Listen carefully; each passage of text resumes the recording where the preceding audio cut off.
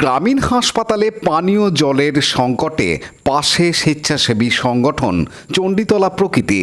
গতকাল রাতে চণ্ডীতলা গ্রামীণ হাসপাতালে একটি অত্যন্ত গুরুত্বপূর্ণ সমস্যা দেখা দেয়। হাসপাতালের সাবমার্সিবল পাম্পটি হঠাৎ বিকল হয়ে যায়। এর ফলে হাসপাতালের রোগী, ডাক্তার, নার্স এবং কর্মীদের জন্য পানীয় জলের চরম সংকট তৈরি হয়।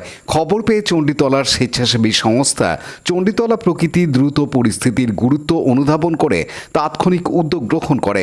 রাতের মধ্যেই সংস্থার সদস্যরা প্রয়োজনীয় মিনারেল ওয়াটারের জার সংগ্রহ করে সরাসরি হাসপাতালে পৌঁছে যান, যাতে রোগী এবং হাসপাতাল কর্মীদের কষ্ট কিছুটা হলেও লাঘব হয়।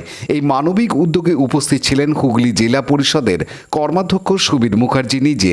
তিনি সংস্থার সদস্যদের সঙ্গে থেকে গোটা কার্যক্রম তদারকি করেন এবং হাসপাতালের সুপার ও কর্মীদের সঙ্গে যোগাযোগ রক্ষা করেন। চণ্ডীতলা প্রকৃতির এই দ্রুত পদক্ষেপ ও মানবিক সাহায্য শুধু হাসপাতাল কর্তৃপক্ষের নয়, স্থানীয় সাধারণ মানুষের কাছ থেকেও প্রশংসা অর্জন করেছে। সামাজিক দায়িত্ব পালন এবং সংকটের সময় মানুষের পাশে থাকার এই প্রয়াস আগামী দিনেও অনুপ্রেরণা হয়ে থাকবে বলে আমরা বিশ্বাস করি।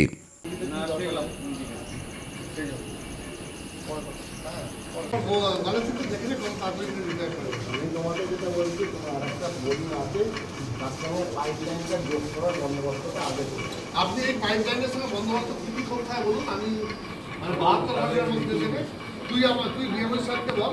আমি ডিএমএস স্যারকে বলেছি, তোমাকেও বললাম। ওটা তো যা হয়েছে এখানে আরেকখানা আমি অল্টারনেট করে দেবো। অল্টারনেট বোরিং করা আছে, সেখান থেকে পাইপলাইনটা করে তাহলে তুলে দেবে।